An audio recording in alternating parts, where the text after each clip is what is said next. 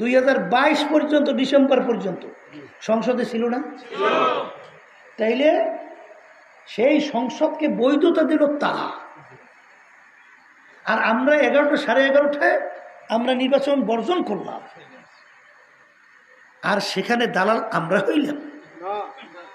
হ্যাঁ, 24-এ জাতীয় নির্বাচন, এই অন্যান্য রাজনৈতিক দল যায় নাই, আমরাও যাই নাই। কথা ঠিক কিনা? অর্থাৎ এক কথায় যেটা বলতে চাই, বিএনপি যেই সময় নির্বাচনে জাতীয় যায় নাই, আমরাও যাই নাই। তাইলে বিএনপি দালাল করে তো একটু বুঝান চাইতো, কি কথা বলেন না? কিন্তু দালাল আওয়ামী লীগের। এই আমার আব্বাজান রহমাতুল্লাহি আলাইহি বলছিলেন যে অনেকে বলে যে আওয়ামী লীগ ভারতের দালাল।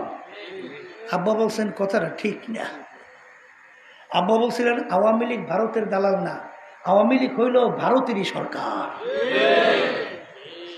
ভারতেরই সরকার। আর বিএনপির ব্যাপারে বলছিল তখন ভারতের দালাল।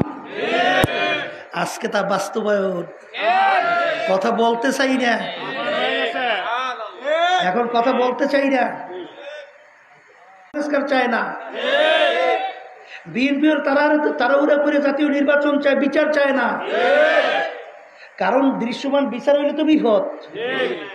আওয়ামী লীগ বেরিয়ে হয়ে যায় না, হেরাও চায় না।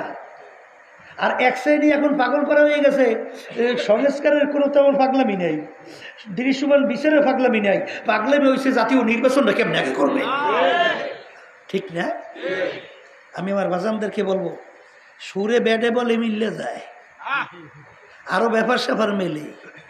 অসম ঘটনা আমরা যা জানি আপনারা তো অত জানেন না, বলা দরকার নেই। তবে এতটুকুই যে আমরা বলবো যে এখনো রাজনৈতিক দল যারা আছেন এ দেশ প্রেমিক হন, কত ক্ষমতা প্রেমিক ছাড়েন, বহুত ক্ষমতায় ছিলেন, এখন আর দেশের জন্য কান্দেন, দেশটা সাজান, মানুষের জানমালের নিরাপত্তার ব্যবস্থা করেন।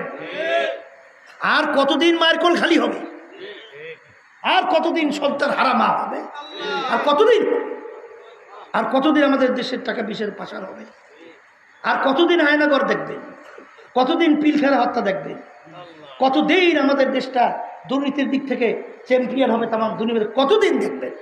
জোরে বলে কথা ঠিক না ভাই? ঠিক। এই জন্য আমার বাজানদেরকে বলবো, এখন ভারত তাড়াহুড়া নির্বাচনের জন্যে, কিন্তু যখন এই 3 নির্বাচন দিনের ভোট রাতে বাক্স ঢুকায়, তখন ভারতকে যখন জিজ্ঞাসা করা হয়েছিল উত্তর কি দিয়েছিল? এটা বাংলাদেশের আভ্যন্তরীণ ব্যাপার, এটা নিয়ে আমরা নাক কান গলাবো কেন? কি জানেন না? আর এখন এত নাক কান গলান কেন? ব্যাপার কি? এই জন্য আমার বাচ্চাদেরকে বলবো, এখন বাংলাদেশের মানুষ কিন্তু বুঝছে। আপনারা এখনো যদি বুঝতে ভুল করেন, তাইলে ওই ঢাবি নির্বাচনের দিকে তাকান, জাবি নির্বাচনের দিকে তাকান। যারা এত বছর দেশটা চালাইলেন কয়েকবার, এরকম ভাবে 28টা পথ, একটা ছোট পদও আপনারা যাইতে পারবেন না। তাইলে বাংলাদেশের মানুষের মেসেজ কি দেয় বোঝেন না? এখনো বুদ্ধির উদয় হয় নাই, শুভ বুদ্ধি এখনো উদয় হোক। কথা ঠিক না বেটি?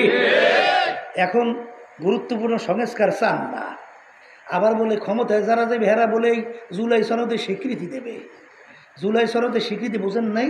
আইনি স্বীকৃতি না পাইলে যারা আমরা এই রাজপথে ছিলাম জুলাই অভ্যুত্থানে, এই সংবিধান অনুযায়ী সর্বোচ্চ শাস্তি ফাঁসি, ফাঁসি, ফাঁসি। এখন সরকার গঠন করার পরে তারা যে এই জুলাইয়ের অভ্যুত্থানের আইনি ভিত্তি